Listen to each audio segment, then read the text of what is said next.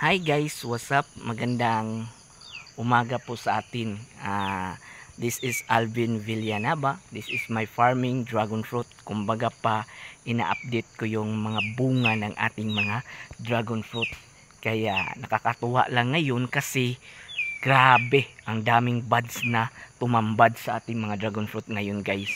Marami na po sila. Marami na po, yung lahat na po sila is namumunga na yung mga dragon fruit. Kaya yan, paki-subscribe sa aking YouTube channel. Mag-i-intro muna tayo and please watch this video. Thank you guys. Good morning, panibagong vlog na naman for today guys. This is Alvin and this is farming dragon fruit. Yan po guys, magandang umaga. Yung ina-update natin yung mga kadragunan natin ngayon guys kasi marami na po siyang bunga. Lahat po sila is meron na pong mga buds nagsisilitawan at napakadami. Nalipay kay ko guys kay daghan-daghan na jud sila. More on deeply pa talaga ni sila. Kumbaga pa nagtitibugan pa yung mga bunga nila. Yan po guys, oh. Di ko na ilapit kay ma-blurred yung kuan at nandito rin sa taas. To doon sa taas guys. Marami po 'yan at nandito rin, oh. Oo, di ba? Marami na po yung buds ng ating mga dragon fruit. Lahat na po sila is namumunga. At dito rin nalipay kay kugda ko kasi kumbaga pa daghan jud siya karon, daghan siya og buds. Nag-start na siya og maramihan na bunga. Nag-start na po siya ng maramihan na bunga. Yan po guys, oh. Tignan niyo, oh, ang dami, di ba?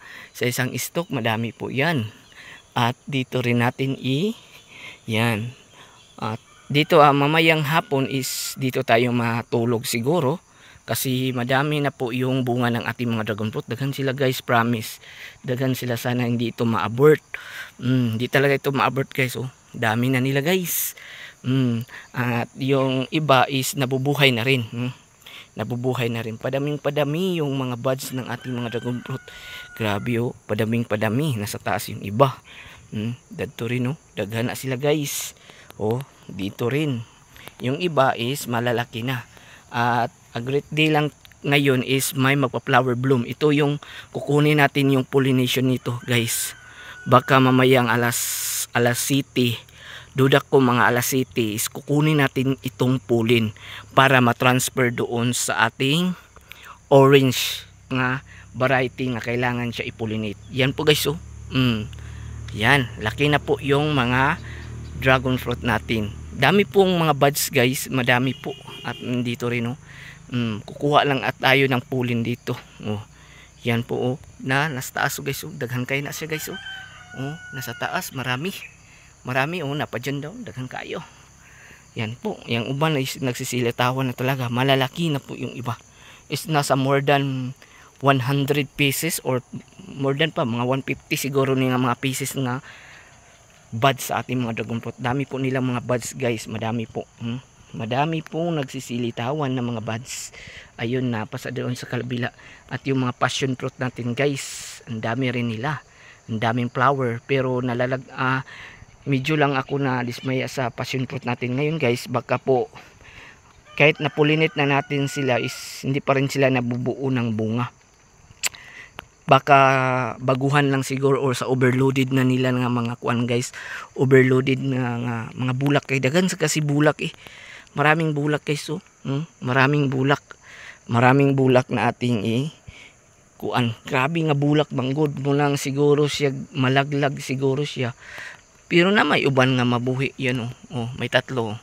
Tatlo yan, oh. Malalaki nga mga tatlo. Tatlo yan. Pero di yun siya mubom og daghan kaso tungod sa kakuan sa iyang kuan guys, iyang tawag ana. Tungod sa kakuan sa iyang bulak, grabe kadaghan. Murag tungod sa kakuan murag di siguro madaog niya. Pero wala tay mahimo. Wag natin kumbaga pa wag nating kuanan siya, wag natin siyang kanang ipugos jud.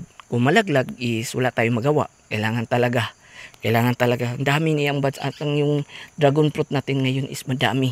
Madaming buds talaga. At dito rin sa kabila.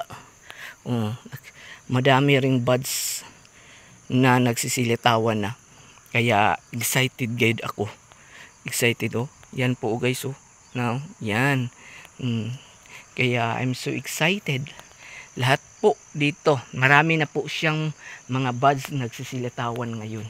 Kaya tatanggalin ko ito para di na siya magkapukus og suloy. Yung pukusing niya is yung magkabunga siya. Yun ang pukusing niya. Kasi napulyaran na po nakin ito. Ipulyaran ko jud siya guys para makaboom siya og bunga. Kaya marami po siyang tumitibog kaso lang hindi makatuloy kasi yun na nga. Kulang sa nutrients siguro. Kaya yun, pinagbuboom ko na.